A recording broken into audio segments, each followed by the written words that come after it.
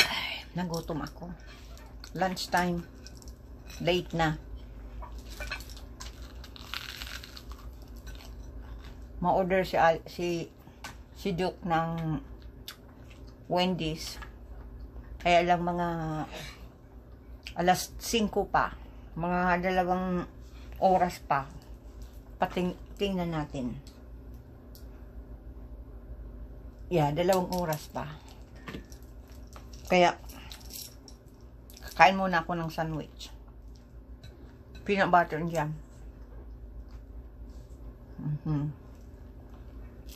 Matanim sana ako kasi dumating na yung tanim ko.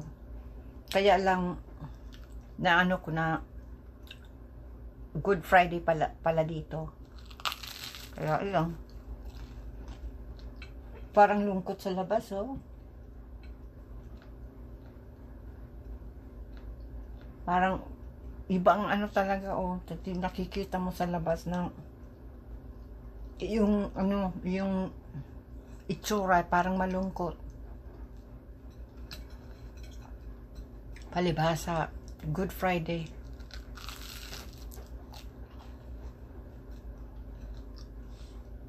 Yeah. Na ako maglabas na mag-garden kasi Good Friday para ano, respeto na lang. Kaya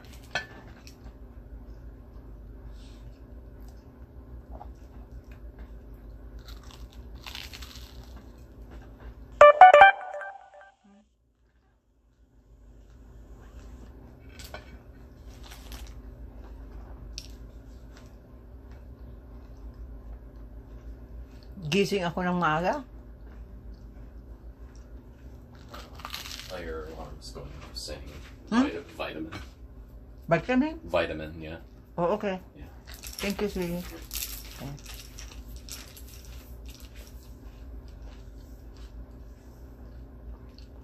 Wait muna at mainom ako ng vitamin ko. Okay, nag-inom na ako ng aking vitamins. Kaya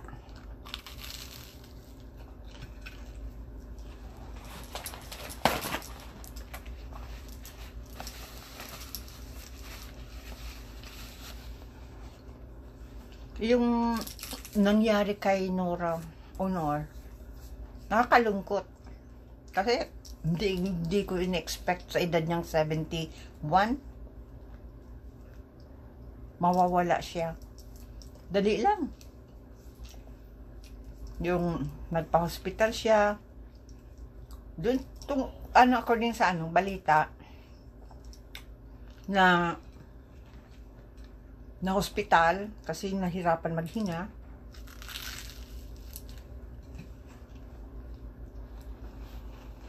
May asthma pala si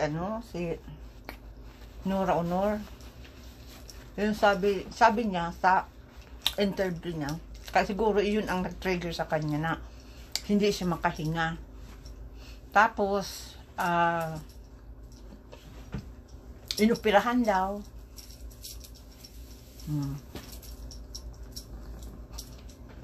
Na parang nag-internal bleeding. Yun sa pakaintindi ko. Yun.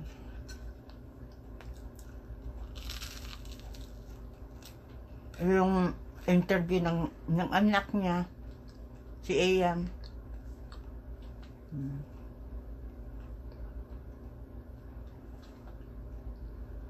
Yun sa pagkaintindi ko sa kwento ng anak niya na lalaki.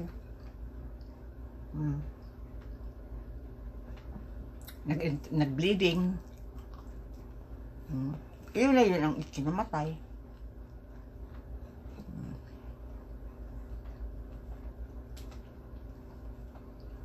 Hindi na siguro kinaya. Kasi siyempre 71 years old na.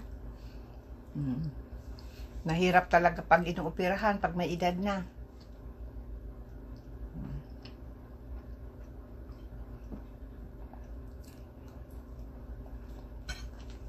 At least,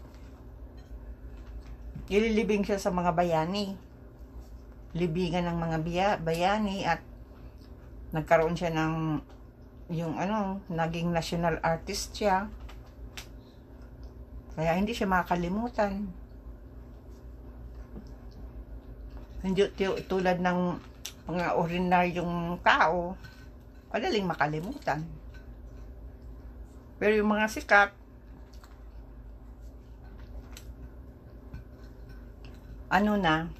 matagal na hindi yan makakalimutan.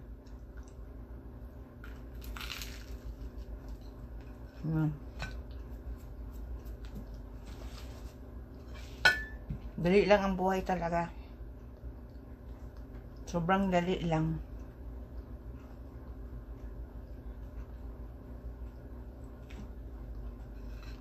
Kaya, nakalungkot din. Siyempre, Bicolano siya. Yung pinangahan ko siya nung panahon. Palagi ko nga pinapanood ang mga movies niya sa sa YouTube. Nung mga kabataan niya pa, napanood ko. Mga black and white pang iba.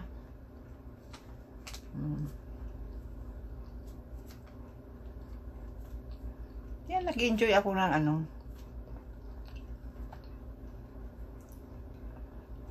manood ng mga pelikula ni Nora Honor.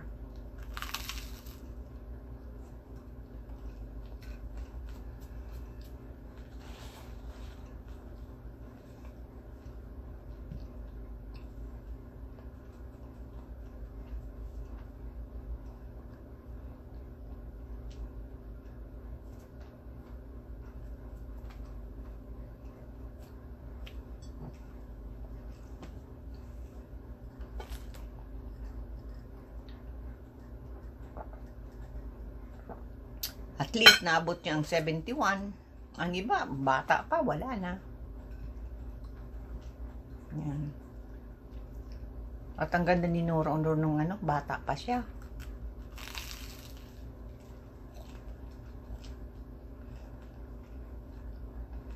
Maamo ang mukha. Kahit walang makeup, maganda. Lipstick lang. Parang si mama. Lagyan mo lang ng lipstick. Kita ng kagandahan ni mama. Si Ate Ami ganun din. Pag nag-lipstick lang si Ate Ami, ay nakikita yung kagandahan ni Ate Ami.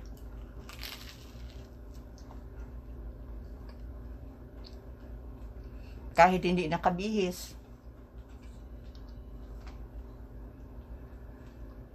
Maganda.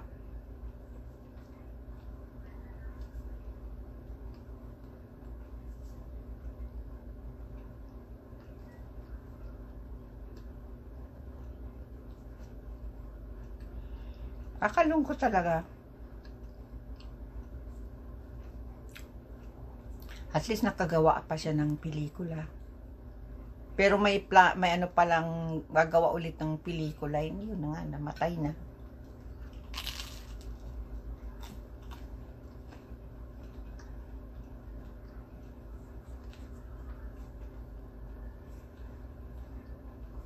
Hindi talaga natin alam ang buhay ng tao talaga.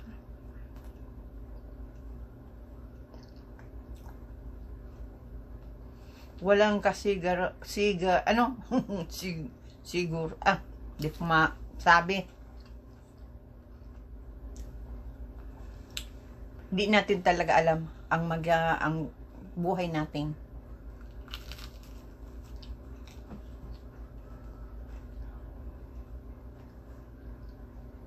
Tulad sa akin, maraming nagwi-wish na mamatay na ako.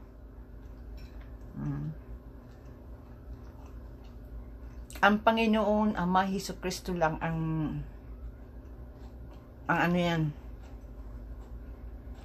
ang masabi kung kailan ako mamamatay.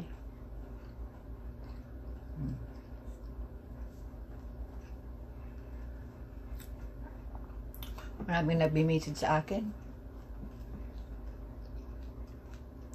Ano yan? Hindi maganda. Hindi ko na pinapansin.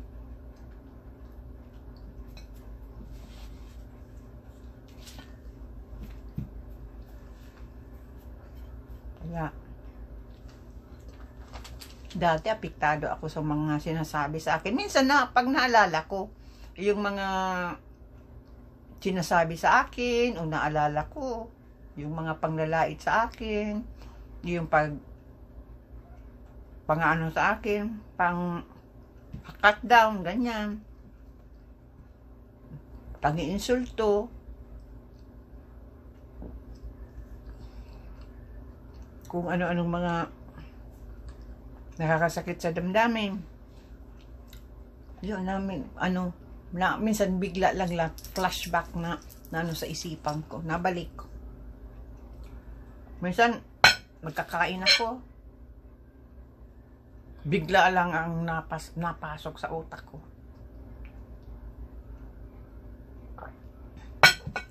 Kahit na naghuhugas ako ng mga kinainan, yan, bigla lang yan napasok sa isipan ko yung mga pagtrato sa akin, na maltrato ang ginawa sa akin. Bigla lang yan napasok sa sa utak ko. Kaya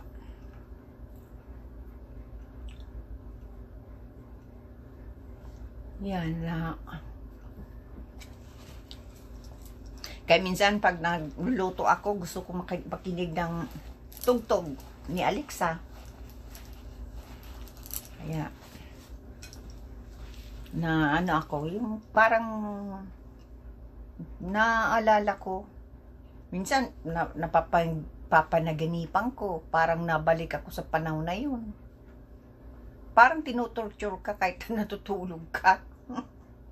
Parang nabalik ka doon sa panahon na yun. Kaya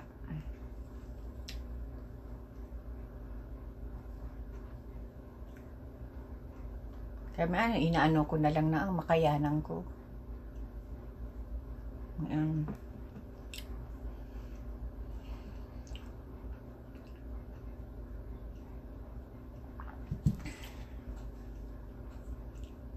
Gutom pa ako. Yan ang problema. Kaya tumataba ako ay. Sa kapag kain. Yan ang aking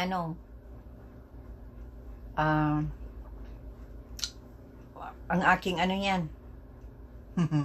Paborito, kumain. Lalo na pag nasa kusina, nakikinig ng music, o kundi nanonood ako ng pelikula dito. Kaya lang yung laptop ko, ipinabigay ko na sa anak ko, kay Dean. Tapos yung yung tablet ko, ibinigay ko sa aking apo. Kasi hindi ko naman ginagamit. Brand new pa yung yung laptop ko, hindi ko na magagamit. Kaysa masira, yun, ibinigay ko na lang kay sa aking sa aking manugang.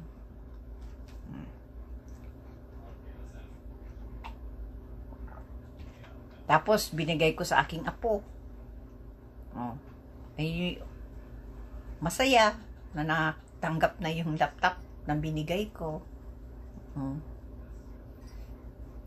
Nakakatawa nga eh. Pagdating ng dito bisita, pagtingin sa akin, money. Money.